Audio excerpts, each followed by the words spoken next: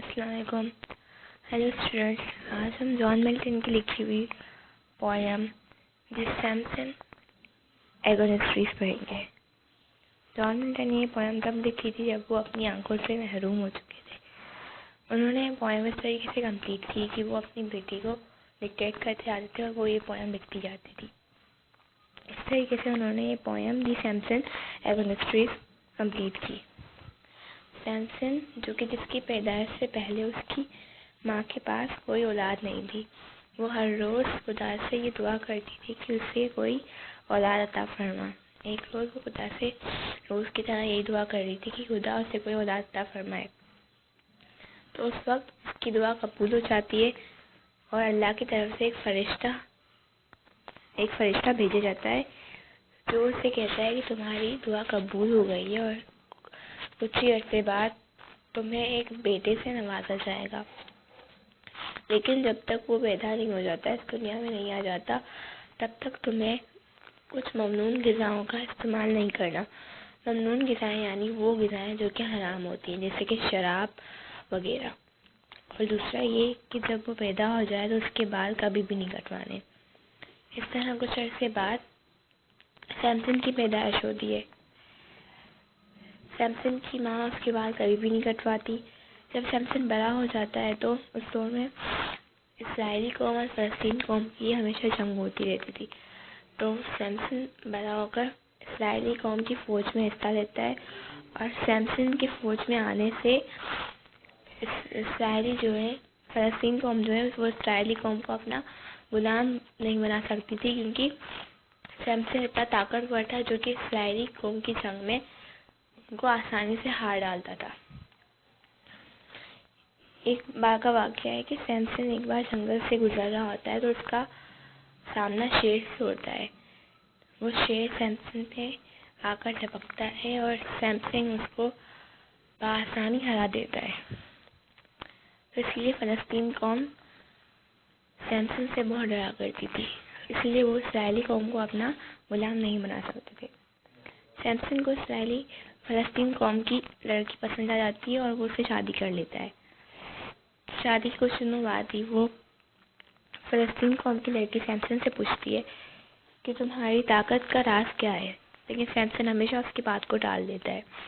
एक बार फिर वो सैमसन से यही सवाल करती है कि तुम्हारी ताकत का राज क्या है, और वो उस वक्त सैमसन से कहती है कि तुमको यकीन नहीं है इसलिए तुम मुझे नहीं बताते। सैमसन उसकी बातों में आ जाता है और उससे बता देता है कि मेरी ताकत का राज मेरे लंबे लंबे बालों में है।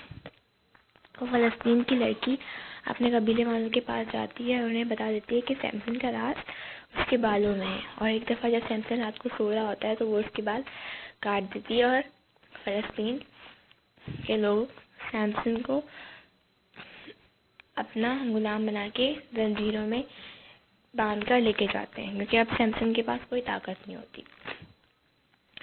वो सैमसन पे कोड़े बरसाते हैं और उस पर बहुत जुल्म तशद्दुद करते हैं और उसे एक चक्की पिसवाते हैं।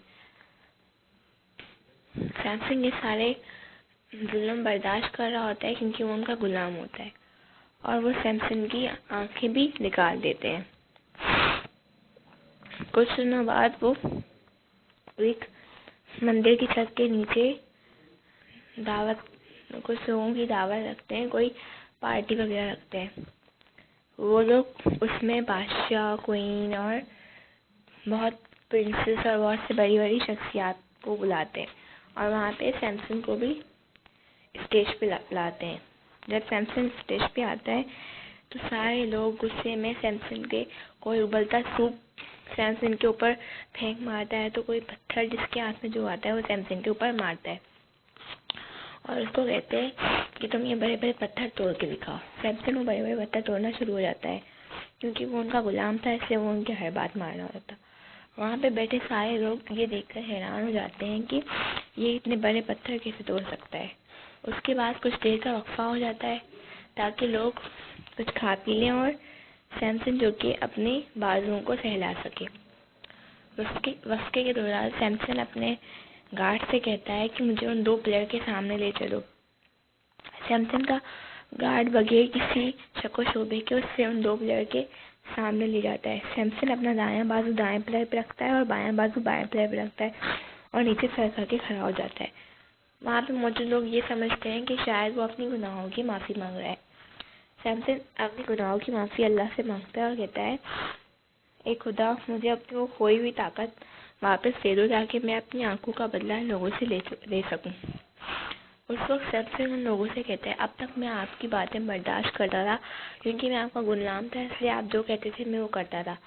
अब मैं आपको अपना एक ऐसा कारनामा दिखाऊंगा। सैमसन उन 2 पिलर को जोर से दबाता है और वो मंदिर की छत जो कि उन 2 पिलर के सहारे पे खड़ी हुई थी वो नीचे गिर जाती है और वो सारे वहाँ पे मौजूद लोग उसके नीचे दबकर मर जाते हैं और उनके साथ साथ सैमसन भी वहीं पर मर जाता है। लेकिन सैमसन इसी के साथ साथ अपनी आंखों का बदला भी ले लेता है और अपनी इस्राएली कौम को इस फलस्तीन की कौम से भी बचा देता है। तो इससे हमने ये सीखा कि हमें कभी हार नहीं माननी चाहिए और दुश्मन का डट के मुकाबला करना चाहिए।